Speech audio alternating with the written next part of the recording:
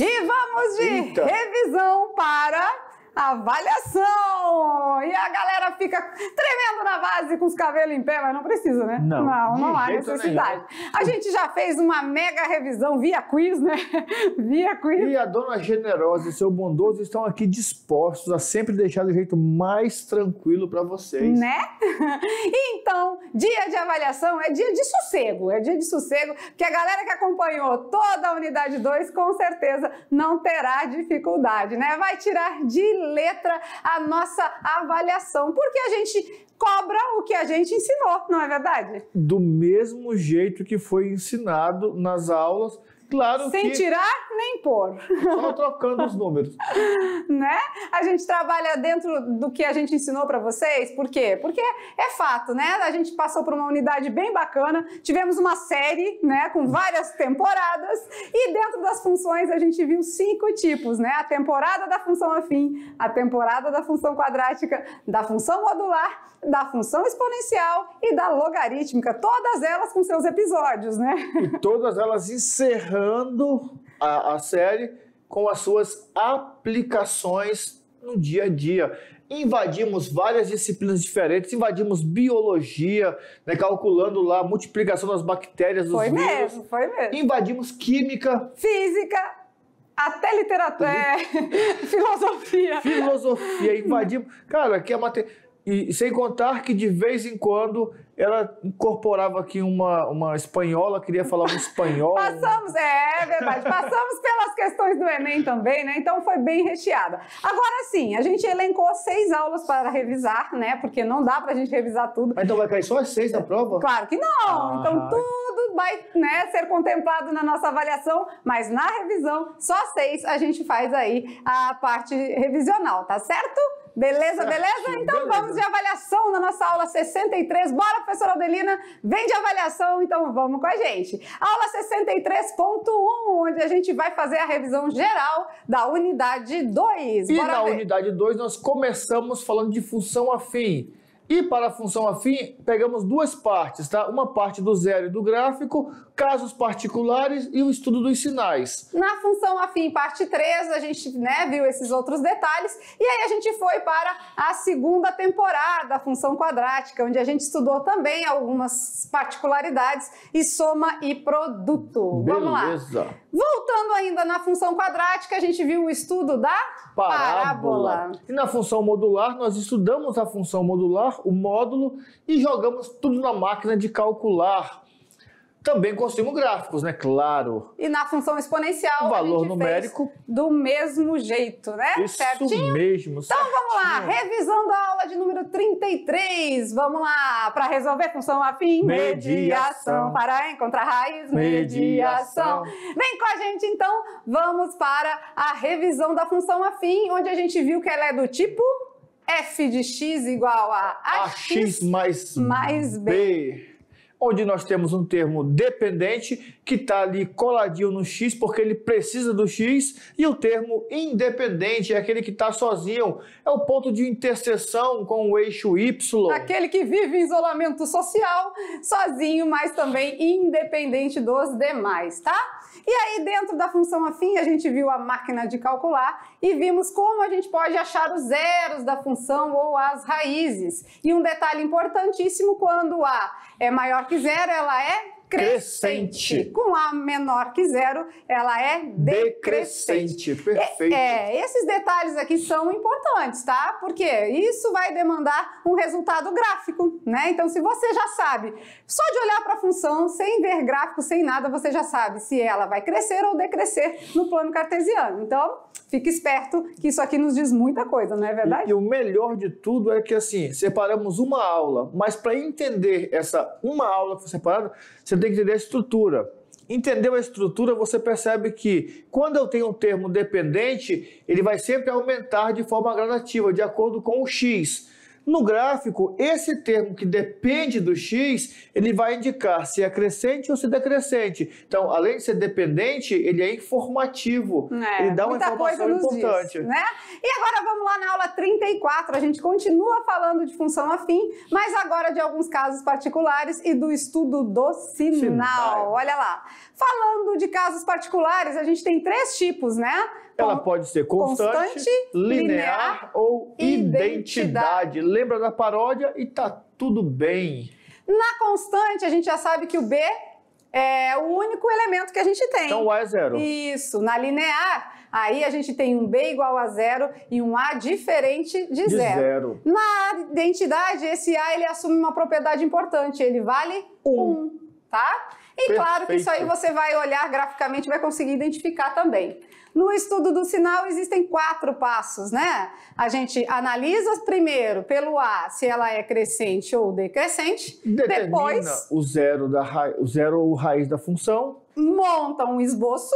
E aí verifica para onde vai ficar o lado positivo e o lado negativo, assim realizando o estudo do sinal. E aqui a gente traz um mapa mental dos nossos alunos, né? Foram enviados para nós, professora Juliana, lá da escola Tupã, e a gente faz aí a nossa... Né, um resumão da função. Menciona também aqui o mapa mental dos alunos, tá?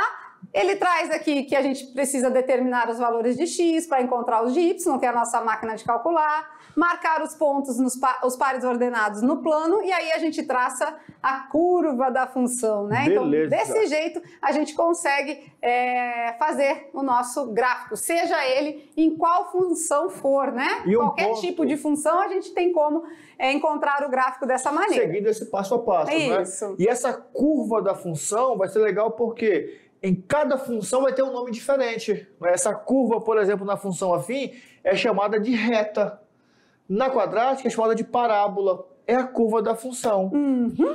Já que falamos em parábola, vamos lá? Hoje! Então vamos de função quadrática. Casos particulares e vamos também falar de soma e produto, uma maneira de encontrar as raízes de maneira lógica e rápida. Vamos lá então, falando de raízes, a gente tem as equações, né? Para a gente encontrar uma raiz, a gente precisa resolver uma equação do segundo grau. Ela é do tipo... completa, quando tem o ax ao quadrado mais o bx e mais o c. Tem os 3 elementos, a, b e c. E nós temos a incompleta também, que pode ser incompleta em b ou incompleta em c. Mas também pode ser incompleta com b e c. Então, se a gente tiver a incompleta, a gente consegue resolver por soma e produto, né? A completa também a gente consegue resolver por soma e produto. E as incompletas a gente utiliza o método da resolução da equação mesmo, né? Isso mesmo. Por soma e produto, como fazemos? Menos a soma B. vai ser o menos, o contrário do B. Isso. E o produto vai ser o C. O C. Nesse caso, quando o A for 1, né? Eu tenho já direto a soma e o produto.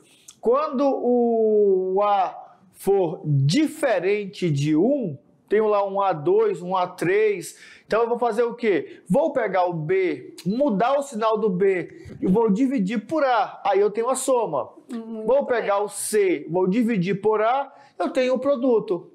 E aqui a gente tem mais um mapa mental, né, dos nossos alunos lá da Tupã. A Isabelle, né, nos enviou esse mapa mental falando da função do segundo grau, ou seja, definiu a sua lei de formação, falou do nosso b ao quadrado menos 4ac, trouxe também a nossa fórmula de Bhaskara e fez um exemplo, né? Falou das raízes, falou de vértice, então ela fez um resumão bem legal aqui, para achar o x-vértice, para achar o y-vértice, né?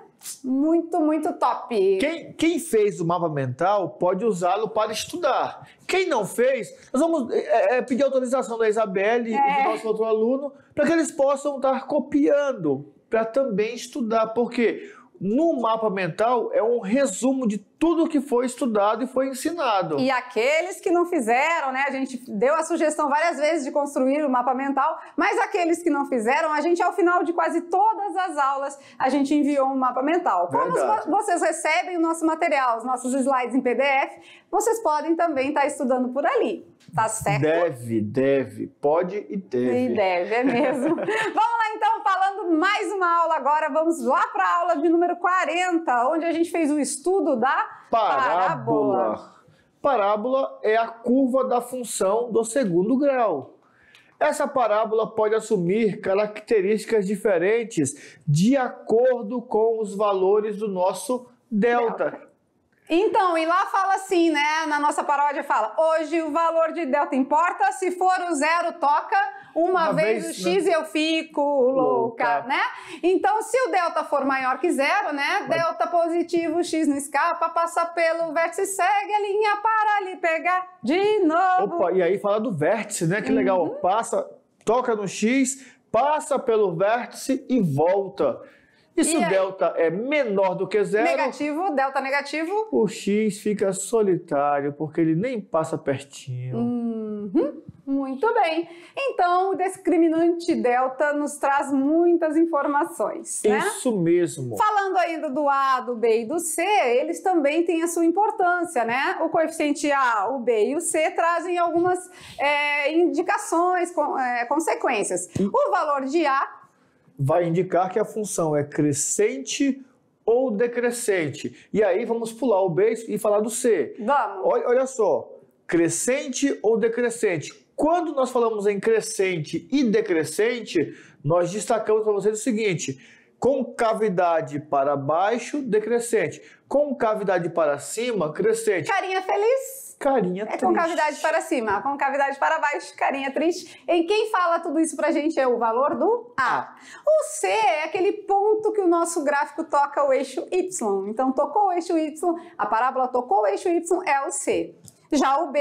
O B é o seguinte... Vai ser, a análise dele é depois do C, né? É depois do C, por isso nós pulamos. Porque é o seguinte, tocou no eixo Y, opa, a partir dali, ele vai atrás do vértice, ele está descendo, negativo. Ele está subindo, positivo. Isso é interessante porque na decrescente, ele vai subindo aqui. Tocou, subiu, é positivo. Na outra, caiu, negativo. Passou daqui, tocou aqui, está subindo, positivo. É simples. Mas simples o texto fica meio complicado, mas na prática, bem rapidinho, você enxerga. E aí a gente tem um mapa mental da nossa aluna, Nayara. Vamos lá, vamos junto com ela ali no slide para a gente verificar como funciona? Olha lá, no mapa da Nayara tá desse jeito, olha lá. Eu gostei da palavra matemática escrita bem bonitinha, tá lá, bonitinha. Então aí nós temos uma função polinomial do segundo grau, e ela destacou lá em cima, ó, que é uma função polinomial do segundo grau, que tem a estrutura f de x igual a ax ao quadrado mais bx mais c. Isso mesmo, né? A gente viu que a gente tem também a nossa parte da fórmula de Bhaskara, né? O nosso b ao quadrado menos 4ac. É o delta que tenho que saber. E temos aqui a nossa carinha feliz, nossa carinha triste. Ficou bem legal. Né? Ficou top esse mapa aqui. Fala dos casos particulares, fala que o valor de delta tem a sua influência, né? Fala do x-vértice, do y-vértice e ainda completa aqui com soma e produto. Perfeito. Então a nossa aluna Nayara da Escola Tupã tá de parabéns e a gente fica muito feliz com esse retorno, esse feedback dos professores. E já pedimos autorização, Nayara. Deixa os colegas anotarem também, pode plagiar. Beleza. Pode, né? Para o nosso benefício, tudo que é bem feito é para ser compartilhado, não é verdade? Então vamos agora a mais uma aula. Então a gente vai verificar agora a aula de número 46, onde a gente partiu para a quarta temporada. Função modular. Quarta temporada da nossa série na função modular. Olha lá. Na função modular a gente vai ver a parte de valor numérico também e o gráfico da função. Que é igual ao gráfico das outras, só que não vai para o negativo. Módulo ou valor absoluto, não esqueça disso. Módulo é distância do número em relação ao zero. Se é distância, ele sempre vai ser positivo. por isso que é valor absoluto. E aí a gente tem ela do tipo módulo de x, né? Então, ou f de x ou y igual ao módulo de x. E nessa hora vamos usar duas estratégias. Uma delas eu vou usar um valor positivo e na outra vou usar um valor negativo. Beleza, e a gente compara os gráficos aqui, né? Um gráfico com módulo e um gráfico sem módulo. Qual é a diferença mesmo? A diferença é que quando eu coloco o módulo, ele dá um rebatimento. Ele não vai para a parte negativa. Muito não bem. vai. Então, quando ela é sem módulo... Sem módulo. sem módulo, a gente tem aqui a nossa parte que invade a imagem negativa, passa para baixo do gráfico. Quando ela tem módulo, tem um rebatimento, né? Um reflexo. Não passa. Então, isso não acontece, só temos valores de imagem positivo acima do eixo X. Perfeito. Então, com isso, você já consegue identificar, né? Quando você olha, você já identifica qual é o gráfico da função modular, tá? É verdade. Vamos de aula 50 agora, 50. na parte da função exponencial. Vamos lá? Vamos trabalhar a questão da função exponencial, o valor numérico da função, máquina de calcular E as uma equações, equação exponencial. Beleza, beleza. Então vamos lá. Falando de função exponencial, é aquela que a gente tem o xizinho no Expoente. Top, top. A gente sabe que esse A é a nossa base, como Isso. sempre. E esse A tem duas restrições. Tem que ser maior do que zero e também diferente de 1. Mas por que, professor? Porque se eu colocar um A negativo, eu não vou conseguir construir um gráfico, porque vai ficar um negativo, um positivo, negativo, positivo. E tem que ser diferente de 1, por quê? Porque o 1 não muda pelo expoente. E aí os 4 passos para resolver uma equação exponencial, né? A gente tem que reduzir os membros, né, à mesma base, né? Os dois membros, os dois lados da equação, a gente deixa na mesma base. Depois, no segundo momento, o que a gente faz? Tira a base de campo. Elimina as bases. Né? Eliminando as bases, nós vamos para o terceiro passo. Aplicar uma propriedade. Está multiplicando, soma. Está dividindo, subtrai. Potência, multiplica. E depois, num quarto passo, aí a gente partiu resolução. É hora de resolver a equação que estava no expoente. Então, se a gente tem o nosso x lá no expoente, é lá que a gente quer chegar. Então, por isso que a gente faz o quê? Elimina as bases para trabalhar com os expoentes. Mas para chegar lá, a gente precisa deixar na mesma base, né? E como a gente faz isso? Muitas das vezes a gente precisa fatorar o valor. Tem vezes que a gente já sabe. Eu já sei que 32 é 2 elevado na quinta. Já sei. A minha tabuada da potência da base 2 eu já sei. Então, se eu já sei, eu já posso ir direto. É uma cota. Se você não sabe, você não conhece o número, então você fatora ele ali no cantinho para ver que potência ele se encontra para poder igualar as bases, né? Beleza. Então, eu me senti assistindo o trailer da unidade da 2, série. né? O trailer da É como se eu tivesse assistido tudo já, mas não quisesse dar spoiler para ninguém. E aí eu entrei, vou fazer o resumo aqui das séries. Aí eu lá, uau, já lembro, já sei, estudei, né? Aprendi. Muito bem. E aqui uma mensaginha de final para vocês, uma boa avaliação, né? É isso que a gente deseja. A gente espera que vocês estejam tranquilos, porque quem se dedicou, quem estudou, quem acompanhou as aulas, tem grande chance de sucesso, tá? A gente deseja de todo o coração que vocês façam uma avaliação produtiva, que vocês consigam se desenvolver, se desenrolar e desempenhar aí as questões, desde a leitura até a solução, não é? O primeiro passo para tudo isso ser sucesso é o seguinte: recebe a avaliação, mas não pensa na avaliação como sendo uma avaliação. É uma atividade diferenciada. Sabe a atividade de sala que tu recebe e senta lá e faz tranquilamente? Pensa assim, é um teste de conhecimento. O quiz. Vou ver como é que eu estou aqui agora. Só que é assim, né? E aí é o seguinte, errou. A prova serve para isso, é um diagnóstico. Você errou, por que que eu errei? Deixa eu ver aqui. Aí eu errei aqui, ó. Poxa, foi um jogo de sinal. Então eu vou anotar. Preciso ter atenção nos jogos de sinais. Vou estudar qual que é a regra. A regra é essa tabelinha. É para isso que servem os erros, para nos mostrar como nós devemos nos comportar na próxima vez. E agora é hora de acalmar o coração, tranquilo, né, professora Adelina? Olha aí, tranquilo, acalma o coração, faça uma boa avaliação e aquele beijo no coração. Tchau, galera!